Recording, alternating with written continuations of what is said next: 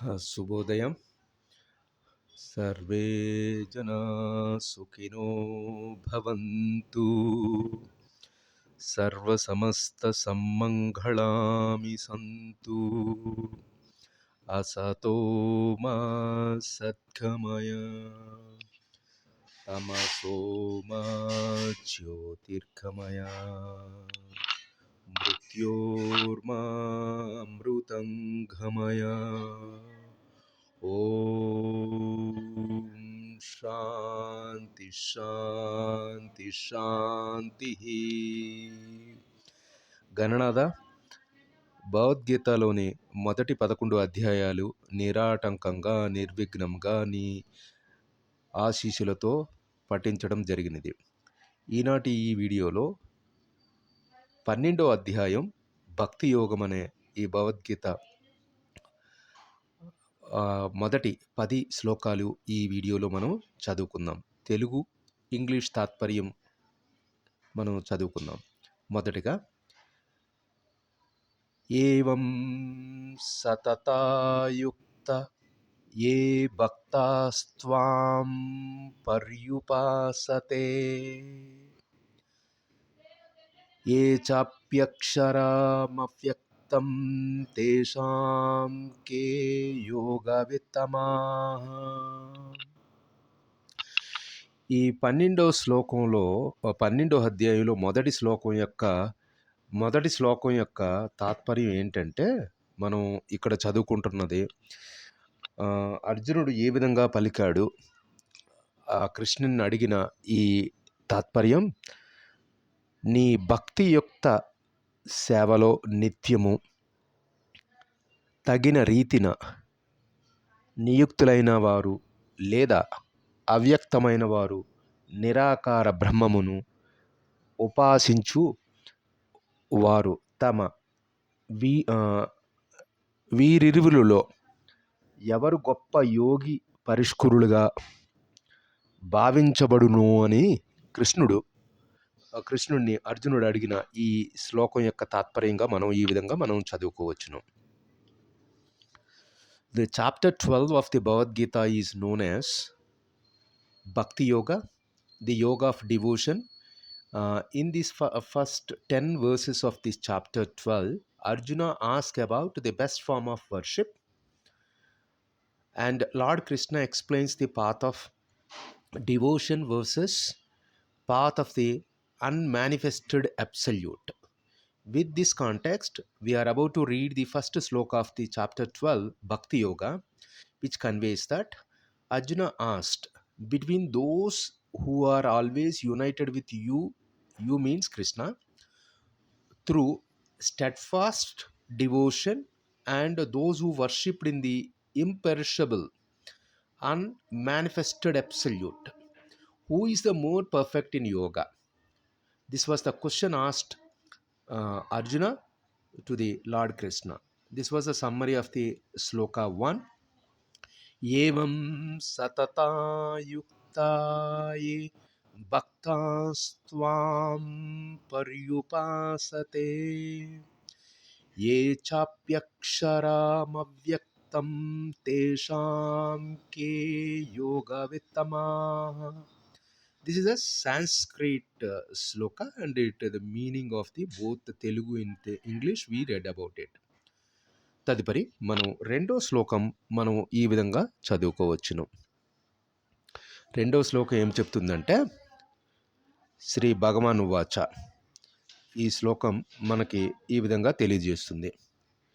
శ్రీ భగవాన్ వాచ, మవ్యాయ వేశ్య మనోయే మాం నిత్యయుక్త ఉపాసతే శ్రద్ధాయ పరయోపేతాస్తే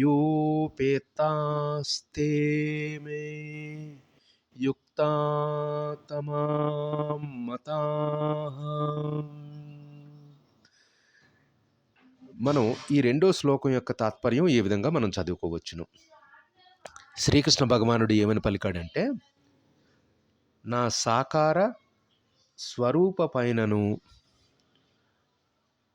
తమ మనస్సును స్థిరపరిచి అలౌక అలౌకికము అధికమైన శ్రద్ధతో నిరంతరము నన్ను ఉపాసించినచో నియుక్తులైన వారే మిక్కిలి పరిపూర్ణులని నేను భావింతును అని కృష్ణుడు పలికిన ఈ శ్లోకం యొక్క తాత్పర్యం మనం ఈ విధంగా తెలుసుకోవచ్చును. Now we are about to talk about the reply what Arjuna asked in the previous sloka. The Krishna replied to Arjuna this way.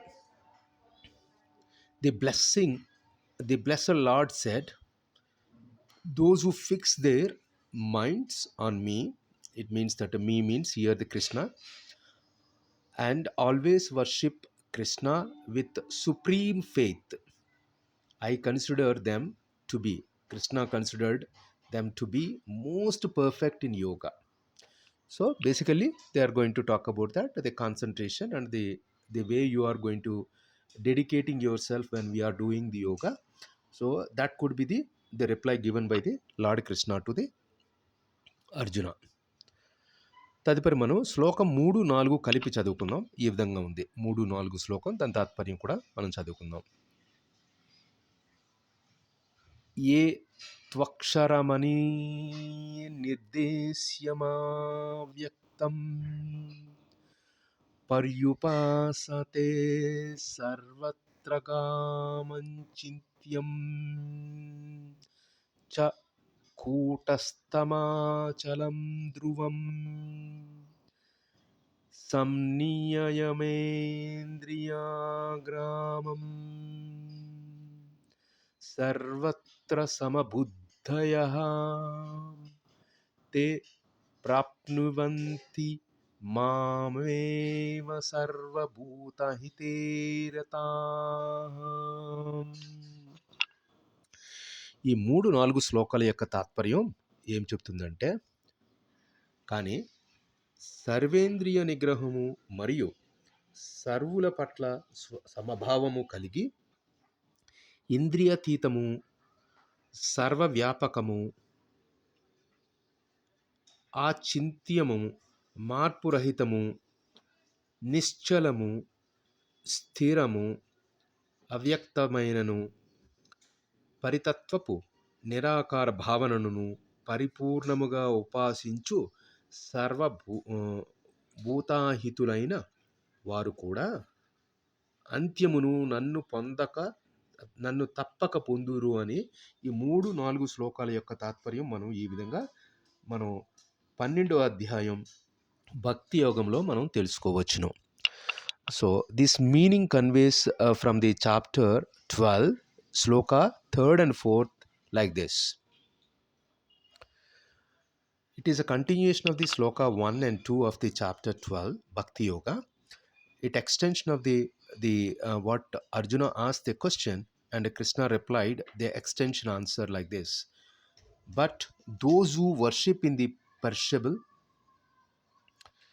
perishable, indefinable and the unmanifest, the omnipresent, the unthinkable, unchanging, the immobile, the eternal, by restraining their senses, being even-minded toward all, and they also reach Krishna, rejoicing the welfare of all beings. This was the summary of the chapter 12, sloka 3rd and 4th. Let us go to the next sloka, chapter 12, sloka 5. ఈ శ్లోకం 5వది 12వ అధ్యాయం భక్తి యోగంలో ఉంది. ఈ విధంగా ఉంది. క్లేశోధికాతరైస్తశ్యామవ్యక్తా సప్తచేతాసాం అవ్యక్తా హి గతిర్దుఃఖం దేహవద్వివారవ్యాప్యతే. ఈ 5వ శ్లోకం యొక్క సారాంశం మనకు ఏమని చెప్తుందంటే, పరమ పురుషుని అవ్యక్త నిరాకారతత్వము, దాని పట్ల అసక్తమైన మనస్సు గల వారికి పురోగతి మిక్కిలి కష్టతరమని, ఆ విధముగాను ప్రగతి సాధించుటకు దేహాదురులకు ఎల్లప్పుడూ కష్టతరమే అని మనం ఈ శ్లోకం యొక్క తాత్పర్యం ఈ విధంగా మనం చదువుకోవచ్చును. మొదటి 5 శ్లోకాల యొక్క తాత్పర్యం ఈ విధంగా మనం తెలుసుకున్నాం. ఇప్పుడు మనం ఇంగ్లీష్లో కూడా దాని తాత్పర్యం తెలుసుకుందాం. The fifth sloka of the chapter 12 conveys that the difficulty is greater for those whose minds are set on unmanifested. For the goal of unmanifested is ought to reach for embodied beings.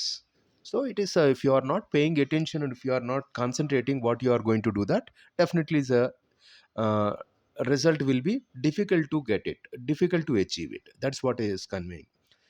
తదుపరి మనం శ్లోకాలు 6, 7 కలిపి చదువుకుందాం.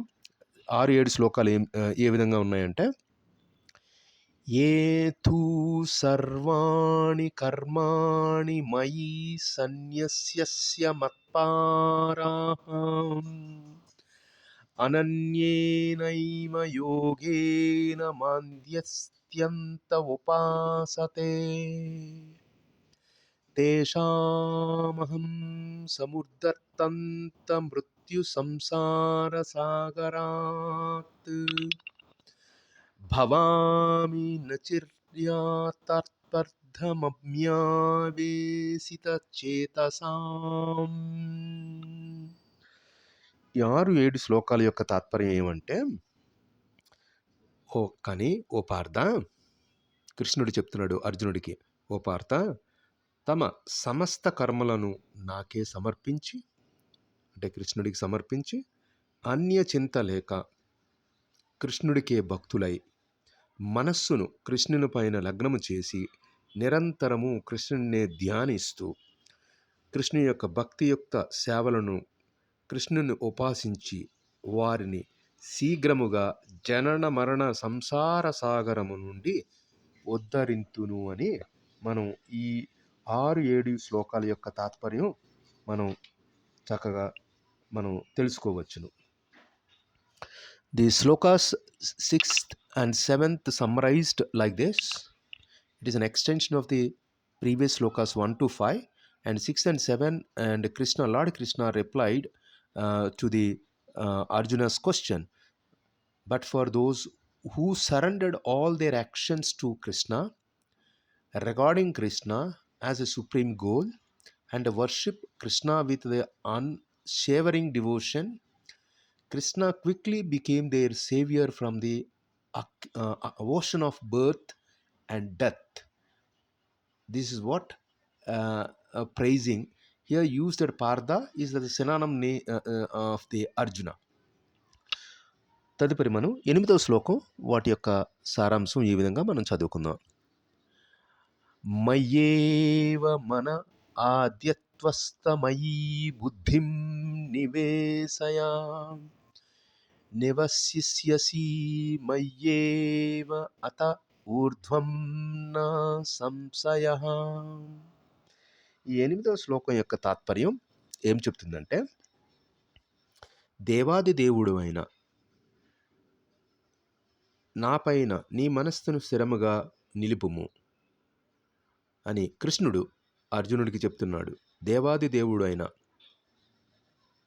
కృష్ణునిపై నీ మనస్సును స్థిరముగా నిలుపుము, నీ బుద్ధినంతయు నా కొరకై వినియోగించుము అని కృష్ణుడు ఆ విధముగా నిస్సంశయముగా నాలోని ఎల్లప్పుడూ నిలుపుము అని కృష్ణుడు అర్జునుడికి చెప్పిన ఈ మాటని మనం 8వ శ్లోకం తాత్పర్యంగా చదువుకోవచ్చును.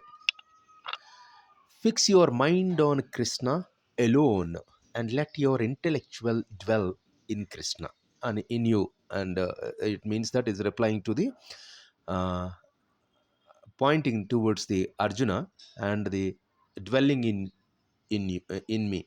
So Lord Krishna is pointing that one, and thus Krishna shall undoubtedly live in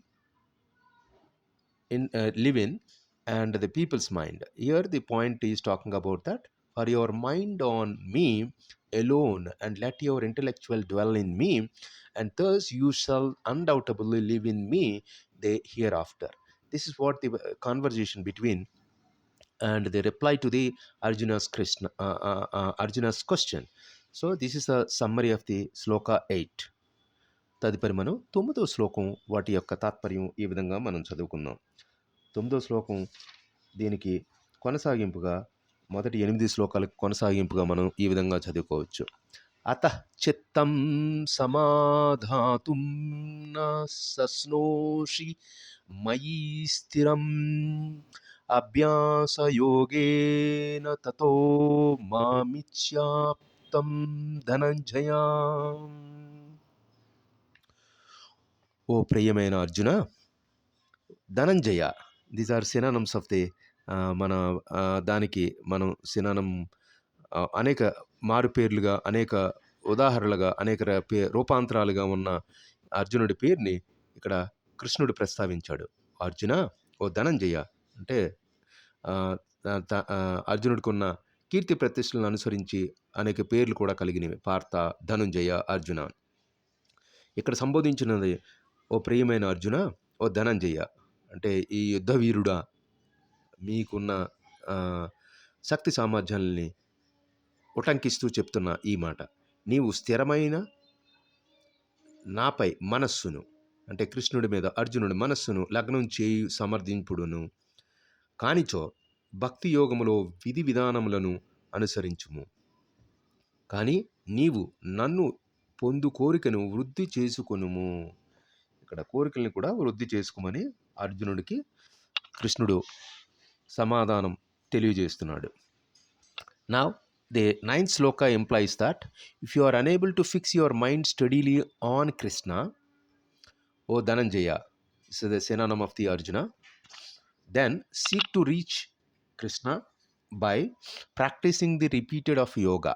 So, Abhyasa yoga. So, practicing yoga is a kind of exercise helping you to reach and devotion of the Lord Krishna. This is what the 9th sloka replied to the Lord Krishna, Lord Krishna's answer to the Arjuna's question.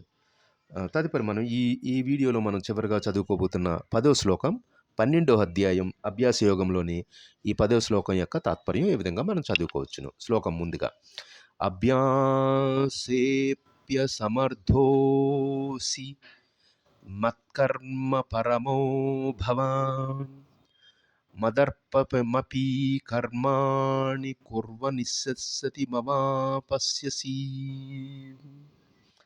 ఈ 10వ శ్లోకం ఏం చెప్తుందంటే, మొదటి శ్లోకంలో అడిగిన క్వశ్చన్కి సమాధానంగా మిగిలిన 9 శ్లోకాల వరకు మనం అర్జునుడికి సమాధానం చెప్పిన కృష్ణుడిని విధానం మనం తెలుసుకున్నాం. ఇప్పుడు 10వ శ్లోకంలో దానికి నీవు భక్తి యోగం నియమములను అభ్యసించి లేకపోయినను నా కొరకు కర్మను అనుసరించి ప్రయత్నించుము.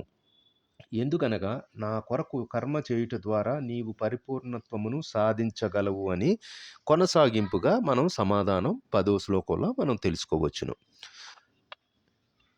So the meaning, it is extension of the Arjuna's question in the sloka 1 of the chapter 12. Krishna replying in the following the slokas from the 2nd to the till 9 we read in the previously. Now the last sloka of this video for today's video, it's the extension of the after the 9th sloka. If you are unable to even practice the yoga, then be intent to perform actions by me, my sake. So Lord Krishna's sake. Even by performing actions by Krishna's sake, you shall attain the perfection. This is what the Krishna replied to the Arjuna to extension of the alternative ways and what is the procedure to reach the Krishna. This was the meaning conveyed. So we read the first 10 slokas of the chapter 12 Bhakti Yogam from the Bhagavad Gita. ఈ video మనం ఇంతటితో ఈ మొదటి 10 శ్లోకాలు చదువుకున్న వాటి తాత్పర్యం మనం ముగిద్దాం. తదుపరి వీడియోలో మరికొన్ని శ్లోకాలు ఈ చాప్టర్లో ఈ అధ్యాయం నుంచి చదువుకుందాం. గణనాథ, నీ నిరాటంక ఆశీస్సులతో మేము ఈ మొదటి 11 అధ్యాయాలు నిరాటంకంగా చదువుకోవడాన్ని నీ ఆశీస్సులతో సాధ్యపడింది. ఇప్పుడు ఈనాటి ఈ వీడియోలో 12వ అధ్యాయంలోని భక్తి యోగంలోని మొదటి 10 శ్లోకాలు నిరాటంకంగా చదువుకున్నందుకు కల్పించినందుకు మీ ఆశీస్సులకి నమస్సుమాంజలు తెలియజేస్తూ, సర్వే జనా సుఖినో భవంతు, సర్వసమస్త సమ్మంగళాని తంతు, అసతో మా సద్గమయ, తమసో మా జ్యోతిర్గమయ, మృత్యోర్మా అమృతంగమయ. ఓం శాంతి శాంతి శాంతి. స్వస్తి.